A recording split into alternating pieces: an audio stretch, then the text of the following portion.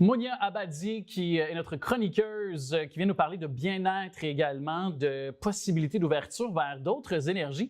Je le dresse ainsi parce que je pense que ce sujet, encore là, une fois aujourd'hui, pourrait vous ouvrir vers d'autres horizons et il peut faire peut-être une différence parce que moi, je l'ai déjà utilisé aussi à titre personnel. On parlait d'enfant intérieur. Comment va ton enfant intérieur, Mounia Abadi? Va super. Oui. Tu es coach de vie aussi, puis évidemment, tu peux pratiquer le Theta Healing. Chose qu'on a déjà parlé précédemment à notre émission. Et pourquoi tu voulais nous parler de cet enfant intérieur qu'on a tous en nous?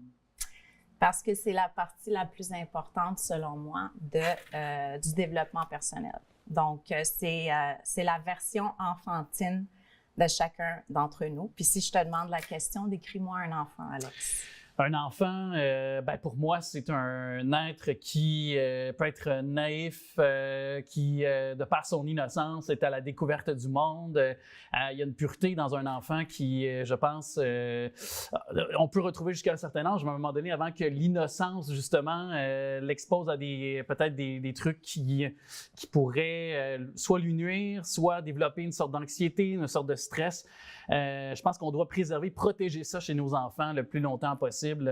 Chose que peut-être on n'a pas eu, nous, dans notre passé, parce que c'était pas à notre époque on a peut-être grandi, les trentenaires, les quarantenaires, et même les plus âgés, peut-être si connus que ça, je pense. Hein? Puis peut-être définir ce que c'est l'enfant intérieur aussi. Je ne sais pas si j'ai la bonne réponse, mais... Tu viens de répondre exactement ce que c'est. Donc, l'enfant intérieur, c'est la petite version de nous qui a appris à travers des expériences ce qu'il faut puis ce qu'il ne faut pas faire. Donc, un enfant, comme tu l'as dit, c'est sensible, c'est authentique, ça a une joie de vivre, puis ça a une pureté. Mais cette partie de nous, elle est là en nous. Donc, ce qu'il faut faire, c'est qu'il faut retourner, dans le fond, à la source, puis voir, quand on prend des décisions, est-ce qu'on les prend en tant qu'adulte par peur de déplaire ou par programmation, parce qu'on nous a dit de ne pas faire ça quand on était plus jeune? Ça t'est-tu déjà arrivé que quelqu'un te dit « ben t'es bien trop sensible quand tu étais jeune, pourquoi tu pleures? Il n'y a rien là? » On me le dit encore. Non, mais je veux dire, on me le dit encore parfois. Et toi, d'ailleurs, tu as apporté des items, tu as apporté ta photo qu'on peut voir. Aussi, explique-moi pourquoi ces éléments-là que tu voulais apporter aujourd'hui. Donc, la photo de moi, c'est une photo de moi quand j'avais 6 ans. Donc, quand j'ai commencé à faire tout ce qui était développement personnel, ma formation, puis même avec mes clients, c'est un exercice qu'on fait où est-ce qu'on va chercher une photo de notre enfant intérieur. Puis lorsqu'on a une émotion désagréable, une tristesse, une frustration, une colère et même de la joie, ben je demande à mon client d'aller parler à son enfant intérieur. Donc, j'ai des clients qui l'ont sur leur screensaver, sur leur téléphone. Oui, exact. OK? Et les poupées russes, ben version adulte de nous. Et les autres versions jusqu'à temps qu'on arrive à la version plus petit. enfant. Okay. Donc, quand on fait le travail de l'enfant intérieur avec moi, c'est qu'on part de toutes les programmations, les comportements, puis on va vraiment voir est-ce que c'est ça réellement qui on est, puis est-ce que c'est comme ça qu'on veut réagir à certaines situations. Oui. Donc, ça peut être ce qu'on remarque... si certains fréquentent, par exemple, un psychologue, vont voir, prendre le service, pour l'avoir fait, le faire encore. Le côté humaniste, il y a dans cette approche en psychologie, justement, le côté humaniste, il y a cette connexion qu'on fait, qu'on va retourner à la tendre enfance.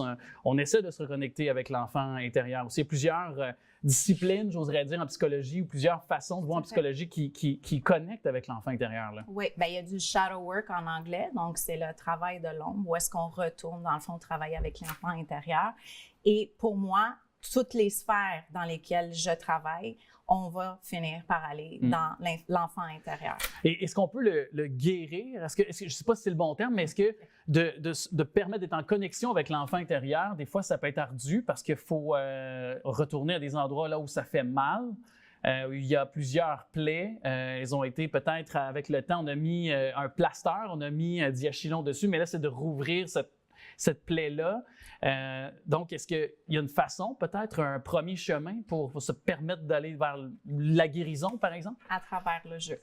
Ah oui? Donc, avec mes clients, on va faire des exercices, on va beaucoup être dans la créativité, on va être dans la musique, on va être dans la danse, on va être dans le dessin. Donc, on passe à travers ces modes de création pour arriver à toucher à cette sensibilité, cette vulnérabilité, puis dans le fond, cet amour inconditionnel envers soi-même. Oui. Et moi, je vais à titre personnel parce que je pense qu'on a ça en commun, toi et moi, Mounia, c'est que moi, j'ai dû retourner vers cet enfant intérieur-là. J'ai dû faire avec notamment mon père une sorte de traversée du désert à l'adolescence.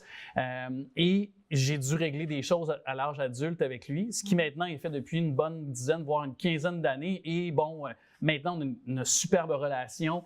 On a une belle communication également.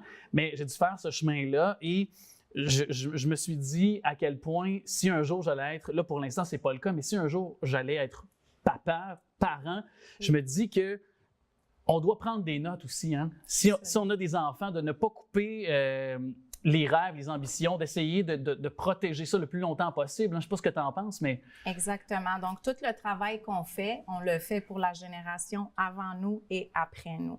Donc, moi, je suis maman de 2 adolescents. À travers mes enfants, j'ai appris énormément de choses. Donc, le travail que moi, j'ai fait en ayant cherché, dans le fond, ma formation et tout, j'étais ma première cliente. Ouais. Me voilà.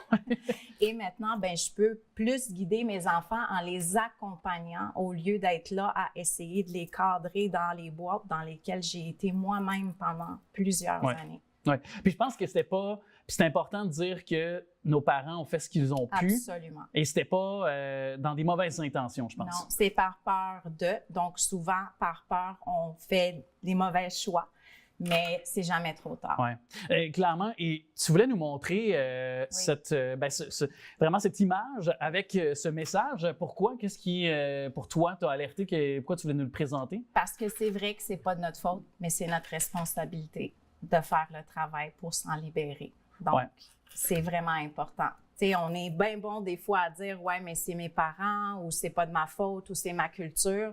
Je suis complètement d'accord, mais à un moment donné, il y a une responsabilité qui nous revient, puis le travail va être fait si nous, on s'investit dans ce sens-là. Donc, c'est super important de le comprendre, ça. Il n'y a personne qui va venir te sauver. Alors, c'est à nous de faire le chemin aussi pour nous guérir. Là. Absolument, avec de l'aide aussi. Je suis là, si jamais...